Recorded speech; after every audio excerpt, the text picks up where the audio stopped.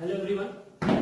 तो आज हम फंडामेंटली और कह सकते हैं कि रियल में इस चैप्टर को स्टार्ट करेंगे। इसके पहले हमने एक इंट्रोडक्टरी वीडियो दिया था जिसमें हमने बताया था कि इस चैप्टर में बेसिकली हम क्या क्या पढ़ेंगे।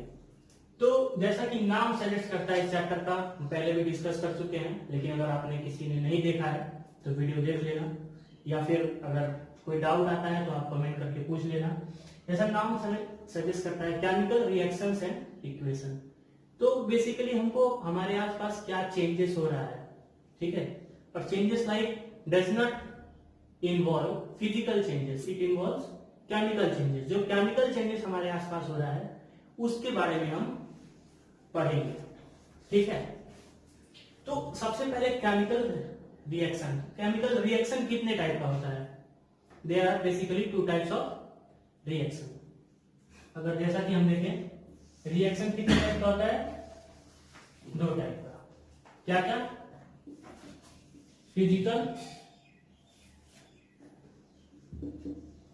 फिजिकल और केमिकल।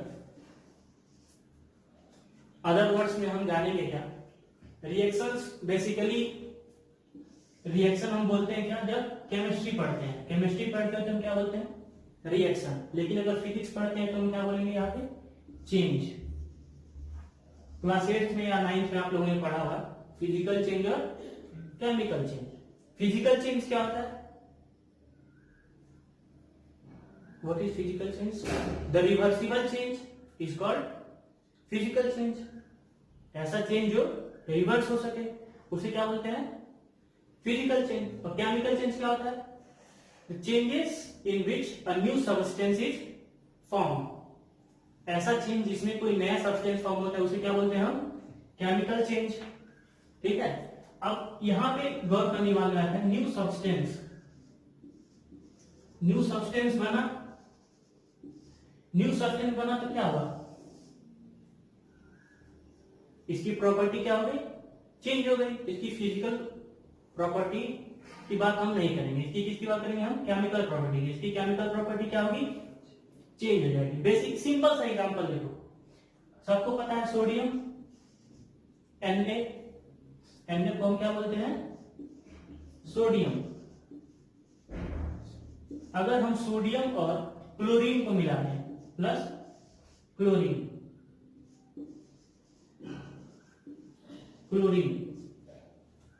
तो ये क्या बन जाएगा?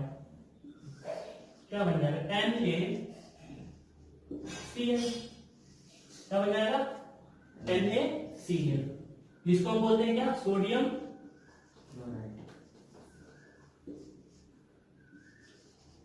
क्लोराइड।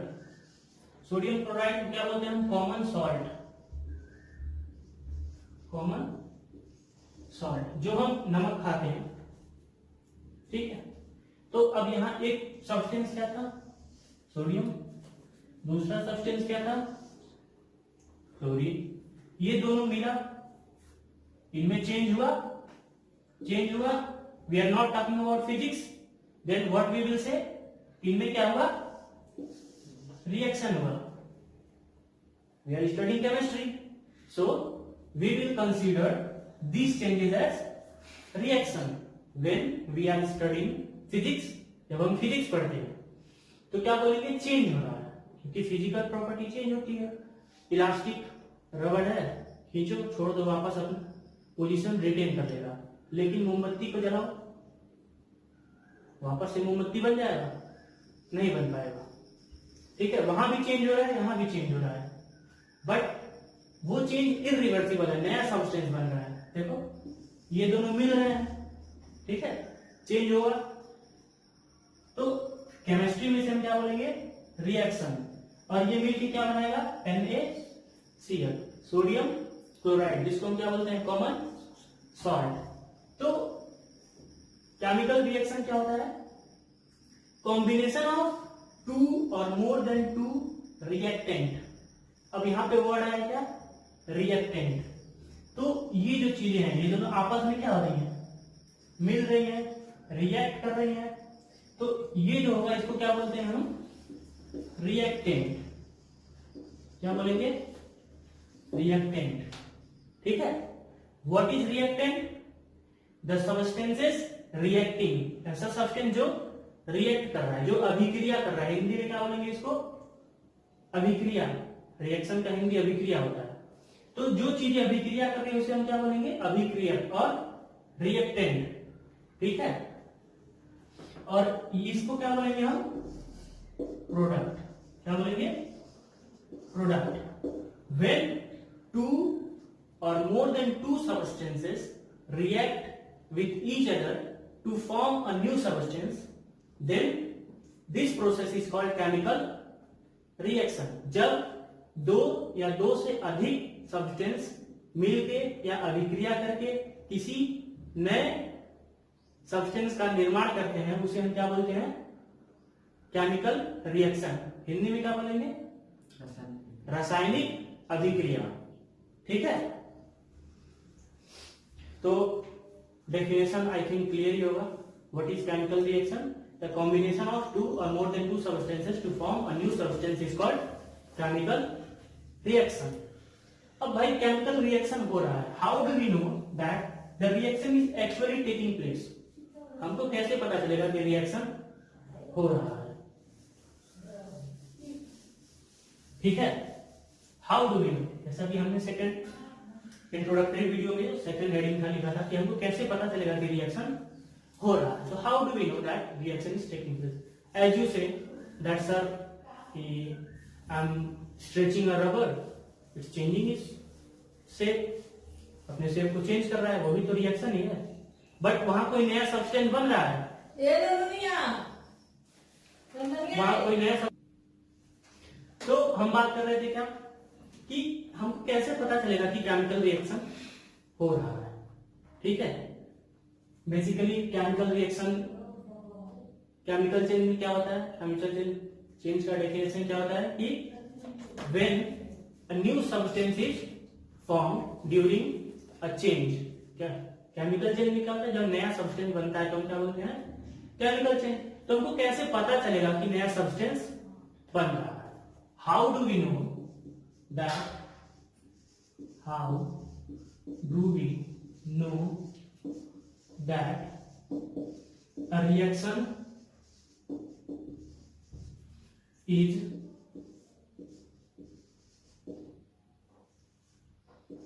taking place? हमको कैसे पता चलेगा कि रिएक्शन हो रहा है? ठीक है, सबसे पहला पॉइंट हम क्या लिखेंगे? Change in physical appearance. Change in physical और simply write down appearance.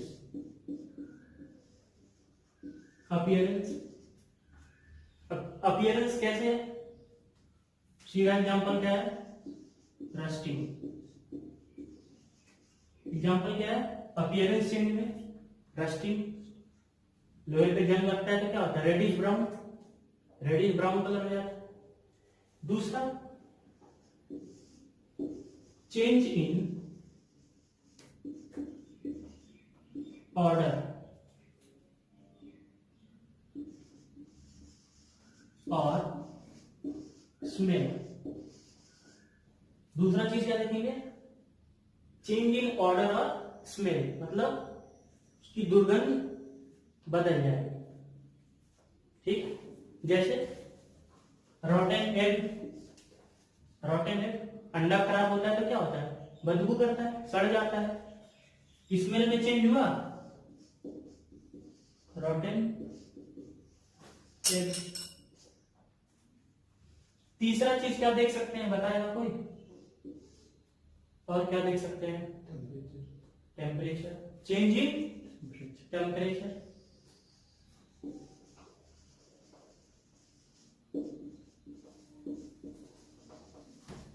Change in temperature. अब चेंज इन टेम्परेचर का एग्जांपल क्या हो सकता है? कोई गेस करेगा? चेंज इन टेम्परेचर का एग्जांपल क्या हो सकता है कि भाई हमको कैसे पता चलेगा केमिकल इक्वेशन या केमिकल रिएक्शन हो रहा है तो टेम्परेचर बढ़ रहा है? सबसे simple example, day to day life से लेते हैं, not talking about very intense chemistry और वेरी इंटेंस केमिकल। सबके घर सर्फ है, कपड़ा धोने वाला सर्फ, सोडियम हाइड्रोक्साइड बोलते हैं उसको, NaOH। उसको आप हाथ में लीजिए, पानी से रगड़िए, क्या होगा? You will feel that your palm is being warmed up. तुम्हारा हाथ क्या होगा? गर्म होगा।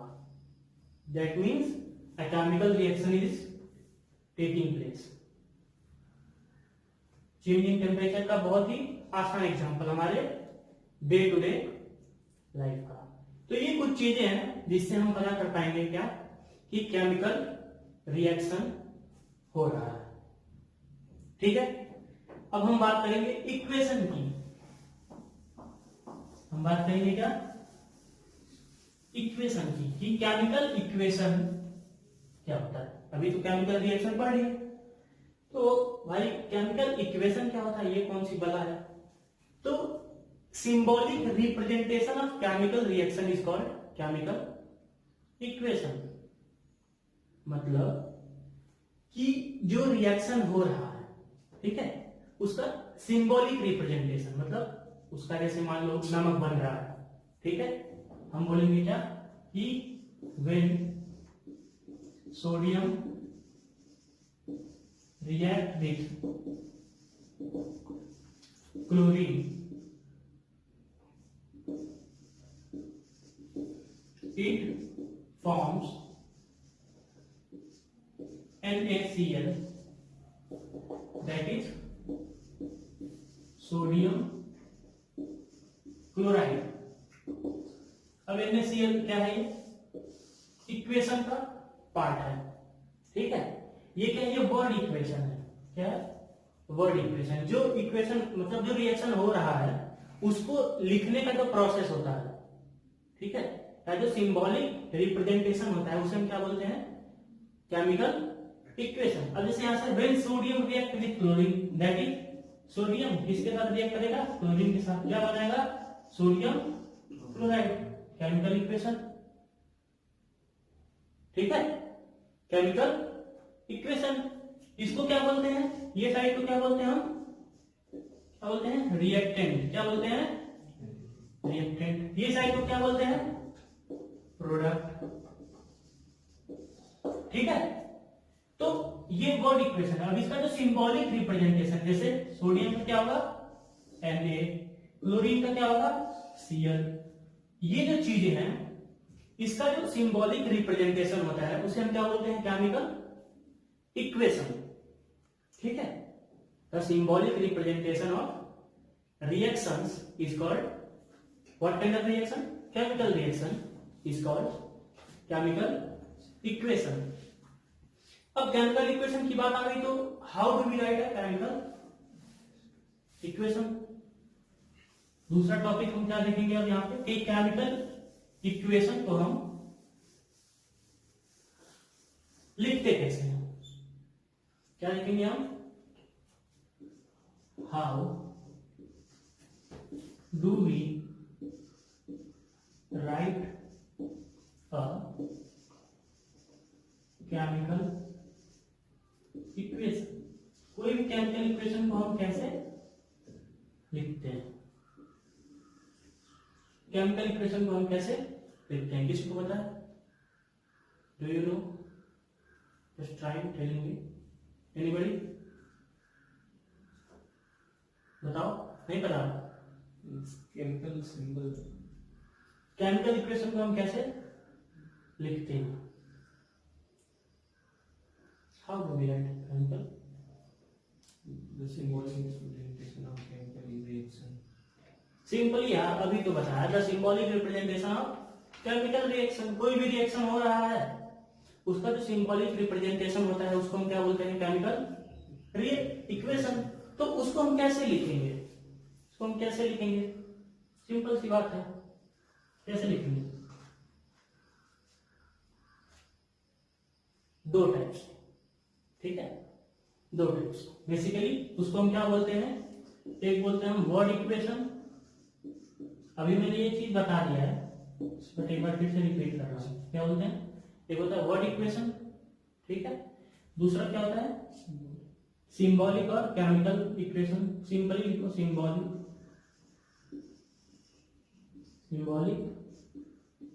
Equation, symbolic equation. ठीक है, सिंबॉलिक इक्वेशन कैसे लिखेंगे? Na+Cl क्या हो जाएगा? NaCl। वर्ड इक्वेशन क्या लिखेंगे? When sodium react with chlorine it produces sodium chloride. ये हो गया वर्ड इक्वेशन। अब ये तो लिख लिए, लेकिन यार इसका कोई तरीका तो होगा। There should be some rule. ऐसे थोड़ी है कि लिख दिए। जैसे मान लो हम कह दिए कि 5 ठो सोडियम मिला दिए और 1 क्लोरीन मिला दिए तो नमक बन जाएगा? नहीं बनेगा ना, नहीं बनेगा। कुछ तो रूल होगा। तो वो रूल पढ़ने से पहले हमको समझना पड़ेगा कि law of conservation of mass क्या होता है। ठीक है, राइटिंग ए केमिकल इक्वेशन के लिए हमको ये जानना पड़ेगा क्या कि law of conservation of mass क्या होता है। लॉ ऑफ कंजर्वेशन ऑफ मास।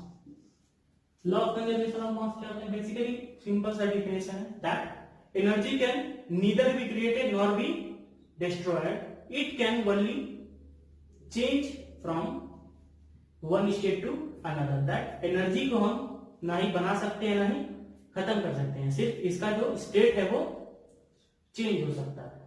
ठीक है, ये क्या है? लॉ ऑफ कंजर्वेशन ऑफ मास। तो इसके अकॉर्डिंग जैसे अब हम बोल रहे थे कि 4 Na है और 1 Cl है। ठीक है, और हम क्या बोले कि NaCl बन गया, तो ये सही होगा? मास क्या हुआ यहाँ पे? मास क्या है? कितना सोडियम है हमारे पास? 4 सोडियम है। ठीक है, और कितना क्लोरीन है? 1 क्लोरीन है।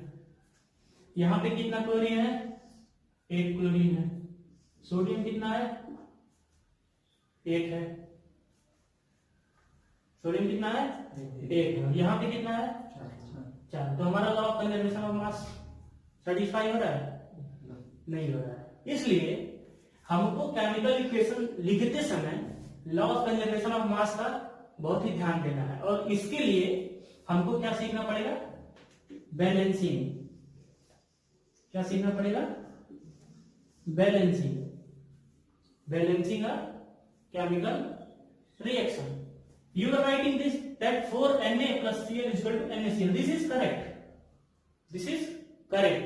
But this chemical reaction is unbalanced. ये सही है, ये हमने लिखा सही है, लेकिन ये क्या है? बैलेंस नहीं है। ठीक है, according to law of conservation of mass this thing is imbalanced. ठीक है, तो इसके लिए हमको क्या करना पड़ेगा? अब जैसे 4 सोडियम है तो हमको यहाँ 4 सोडियम चाहिए, तो यहाँ 4 लगा दिए। अब 4 लगा दिए तो यार क्लोरीन भी 4 हो गया, क्लोरीन के आगे भी 4 लगाना पड़ेगा। नहीं समझे? जितना प्रोडक्ट इधर होगा, सॉरी जितना रिएक्टेंट इधर होगा, उतना ही प्रोडक्ट में भी होना चाहिए, तभी तो बराबर होगा ना। नहीं बराबर होगा ना।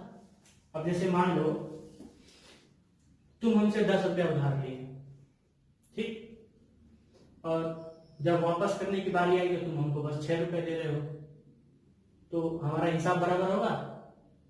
यहाँ पे सोडियम का हिसाब बराबर होगा? नहीं होगा भाई। इसका तो एक ही भी है, बाकी 3 तो अभी उधार रह गया ना। 3 कहाँ जाएगा?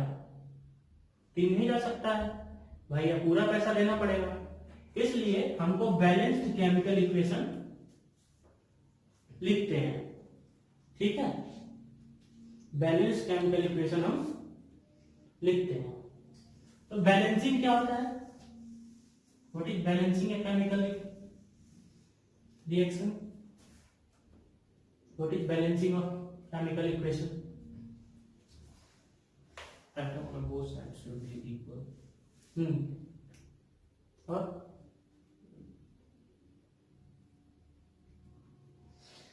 सिंपली देखो बैलेंसिंग क्या होता है, बैलेंसिंग क्या होगा कि according to law of conservation of mass the mass of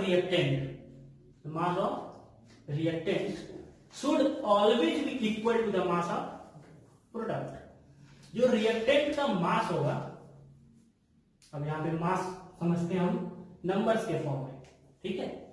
जैसे मान लो यहाँ पे n सिंपल था, सबसे सिंपल NaCl, ठीक है। सबसे सिंपल एग्जांपल ये है, इससे सिंपल एग्जांपल पूरे केमिस्ट्री में कहीं नहीं मिलेगा, ठीक है। तो अब हम बोले क्या कि हमको तो यार 4 नमक बनाना है, हमको क्या बनाना, 4 नमक बनाना है, और हमारे पास एक सोडियम है एक क्लोरीन है। हमको क्या चाहिए, 4 नमक चाहिए, 4 NaCl चाहिए, ठीक है। यहाँ पे एक है, यहाँ पे एक है, तो यहाँ पे 4 बनेगा, नहीं बनेगा, कंजर्वेशन ऑफ मास फेल हो जाएगा, और ये इक्वेशन भी बैलेंस नहीं होगा, इक्वेशन बैलेंस नहीं होगा। तो यहाँ पे क्या होता है कि मास ऑफ रिएक्टेंट क्या होगा, हमेशा मास ऑफ प्रोडक्ट के बराबर होगा, तभी वो केमिकल रिएक्शन क्या होगा, बैलेंस्ड होगा। तब यहाँ देखो, जैसे ये 4 लगा है ना, तो ये 4 के लिए है, जब मल्टीप्लीकेशन करते हैं ना 2 into 1 plus 2, तो क्या लिखेंगे 2 into 1 plus 2 into 2, ऐसे लिखते हैं ना। कौन सी प्रॉपर्टी है ये, मैथ की डिस्ट्रीब्यूटिव है, एसोसिएटिव प्रॉपर्टी की डिस्ट्रीब्यूटिव है, एसोसिएटिव प्रॉपर्टी है, क्लियर करो, एसोसिएटिव है कि डिस्ट्रीब्यूटिव, ठीक है। तो क्या होता है, ये 4 सोडियम में जाएगा और 4 क्लोरीन में भी जाएगा, तो यहां हमें क्या चाहिए, 4 सोडियम चाहिए और 4 क्लोरीन, तभी तो बैलेंस होगा। इसे बोलते हैं हम बैलेंसिंग ऑफ केमिकल इक्वेशन और अ बैलेंस्ड केमिकल इक्वेशन। ये जो इक्वेशन है क्या है, बैलेंस है। अब यहां से 4 हम गायब कर दे तो क्या होगा, अनबैलेंस हो जाएगा, तो इसको हमको क्या करना पड़ेगा, बैलेंस करना पड़ेगा। कैसे, यहाँ पे 4 लगा दिए, 4 लगा दिए तो बैलेंस हो गया, ठीक है। तो आज हमने क्या क्या डिस्कस किया, केमिकल रिएक्शन क्या होता है, कैसे होता है, कैसे पता करेंगे कि केमिकल रिएक्शन हो रहा है कि नहीं, केमिकल इक्वेशन क्या होता है, कैसे लिखते हैं, क्या होता है, ठीक है। तो अब इसके बाद हम क्या पढ़ेंगे कि टाइप्स ऑफ रिएक्शन, जैसा कि हम पहले बताए थे टाइप्स ऑफ रिएक्शन, तो उसके लिए हम नेक्स्ट क्लास में डिस्कस करेंगे, ठीक है। तब तक के लिए हिट लाइक, कमेंट